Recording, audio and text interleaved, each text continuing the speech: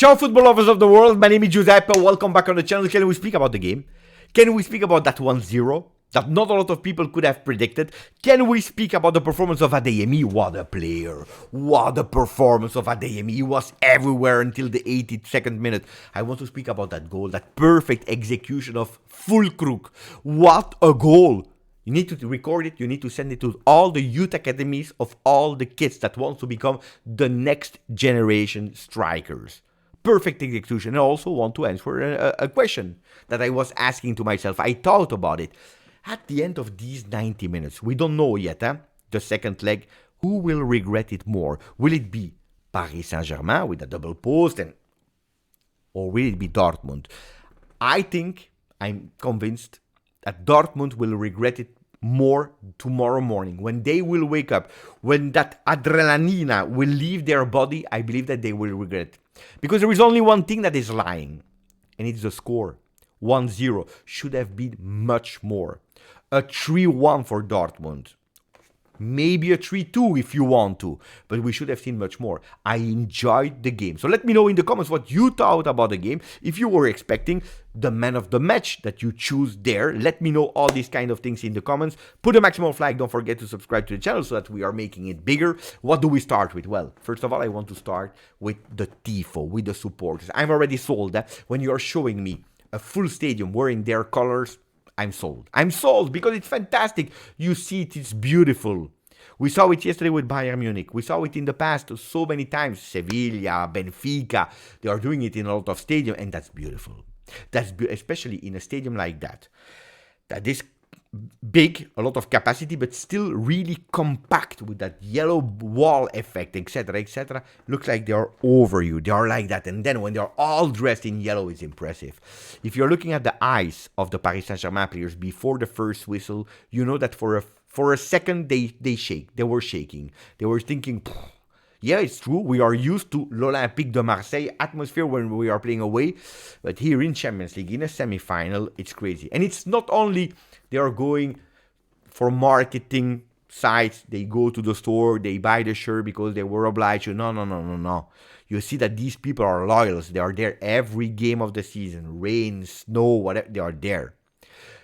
Every year they are there. They are loyals with vintage shirts, with old shirts, with the shirts of last season, this season. It's incredible. And then the support. It's constant. It's not a museum, a theater. They are there before the game until after the game. They jump, they chant, they support, they create that effect that was. And that's already an advantage. That's their 12th, 13th, 14th, 15th man. Congratulations. Beautiful.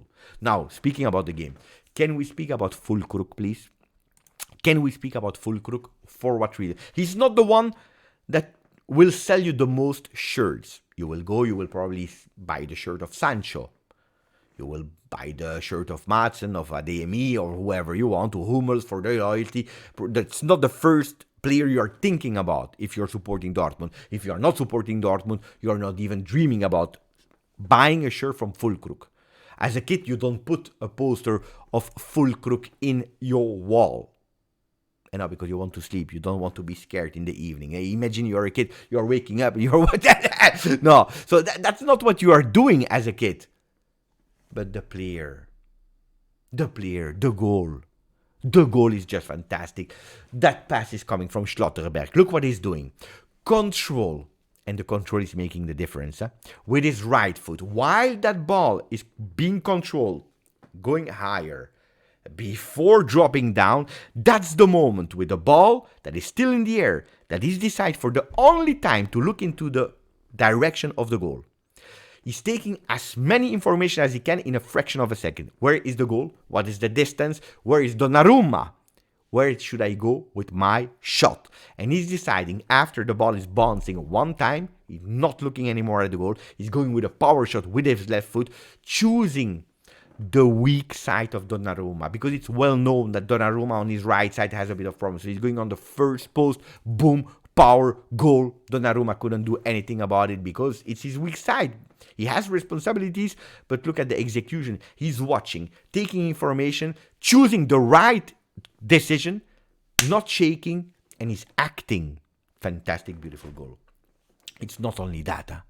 It's not only that, because yeah, then you will tell me, yeah, but look at the goal that is missed. The sitter, it was not that easy because he's already in the back. He's already losing balance. And 9 on 10, when you lose that balance, when your body is not aligned, that ball going to the sky. Unfortunately, when I tell you that they might regret that it's only 1-0, I'm also speaking about that second half miss. Of course I am. But then the performance, it's not only the goal, it's he's there. He's working, he's fighting, he's creating spaces. That pass accuracy, he's a king on the ball. Fantastic. That guy, probably you as a kid, you're not dreaming about him to have in your room, but he was dreaming in doing this kind of evening. Because 2 seasons ago, the guy was playing in second division. Nobody knew about him. He's now with the German national team. He's scoring in semi-final of Champions League, scoring against Paris Saint-Germain, giving the momentarily lead over from Dortmund. Fantastic. Dortmund, I tell you before speaking about Paris Saint-Germain, about a few stats that according to me played their best game of the season. I'm not exaggerating, because today they were fantastic offensively, fantastic defensively. They had that grinta, that power into the midfield, which you need to play a game like that. They were in every single sector of the field. They were perfect today.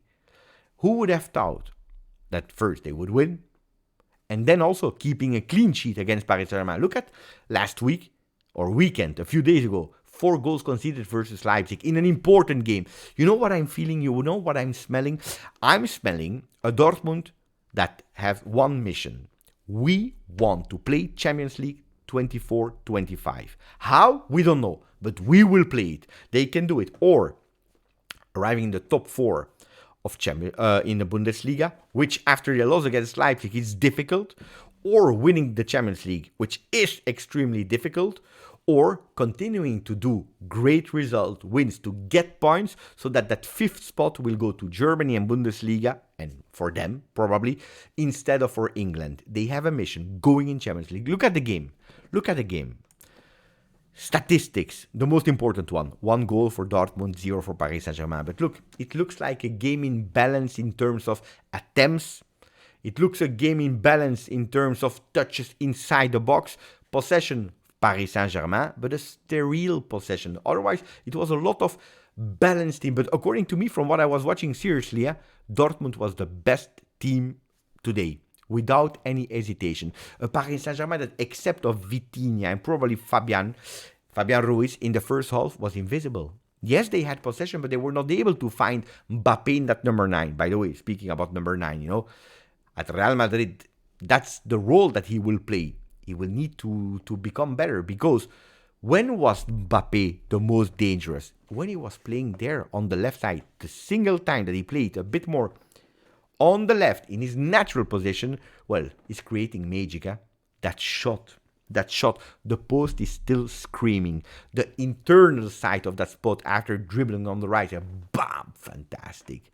Post, unlucky. That ball comes back on him. He's there, putting it again.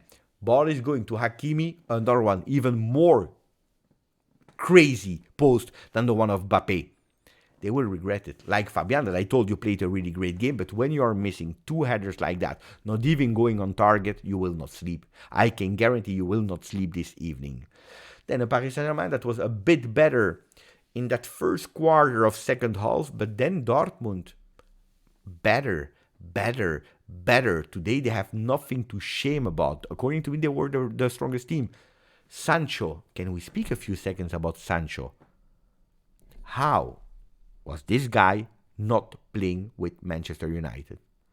How is it possible that United is doing this kind of mistake after mistake after mistake? What a player. Today, if I'm not wrong, 11 successful dribbles. The most of Champions League this season. Fantastic Sancho. Fast, accurate, the crosses, the passes, the velocity. It was beautiful. It was really beautiful to see Jadon Sancho. I don't understand United. No, as the boss, as the owner, you go to the coach and you say, you solve it, You solve it. You solve this situation. I don't care. I back you up. You solve, because it's impossible. It's impossible. Guys, they are not in Champions League, Manchester United. But anyway, going back to the game of today. Karim Adeyemi. Karim Adeyemi.